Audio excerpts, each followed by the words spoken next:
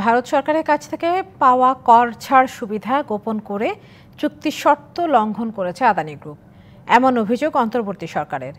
PDB কর্মকর্তাদের বরাতে Reuters জানিয়েছে, ভারতের থেকে ছাড় পাওয়ার পর বিদ্যুতের দাম ধরা হলে বাংলাদেশের 28.6 মিলিয়ন ডলার সাশ্রয় হবার কথা। বিশেষজ্ঞদের মতে এই চুক্তির বিষয়ে নতুন করে পর্যালোচনার জন্য চাপ তৈরি করতে পারে বাংলাদেশ। 2017 সালে কোনো ধরনের দরপত্র প্রক্রিয়া ছাড়াই আদানি পাওয়ারের সাথে 25 বছর মেয়াদী একটি চুক্তি করে শেখ হাসিনার সরকার। 2019 সালে ভারতের ঝাড়খণ্ডের গোড্ডার প্ল্যান্টটিকে বিশেষ অর্থনৈতিক অঞ্চলের অংশ হিসেবে ঘোষণা করে ভারত সরকার। এর জন্য সরকারের কাছ থেকে আয়কর এবং অন্যান্য শুল্ক ছাড়ের মতো প্রণোদনা পায় আদানি গ্রুপ। বাংলাদেশের সঙ্গে স্বাক্ষরিত চুক্তি অনুযায়ী করহার পরিবর্তন হলে সেই বিষয়ে দ্রুত অবহিত করতে হবে বাংলাদেশকে।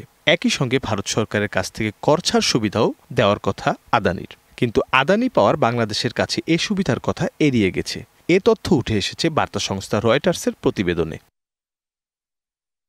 ছাড় পাওয়া কর অনুযায়ী বিদ্যুতের দাম ধরা হলে প্রতি ইউনিট বিদ্যুতে প্রায় 0.35 সেন্ট সাশ্রয় হবে বলে ধারণা রয়টার্সের। 2024 সালে 30 জুন পর্যন্ত মূল্য সমন্বয় করা হলে বাংলাদেশে সাশ্রয় হতো 3,500 কোটি টাকা।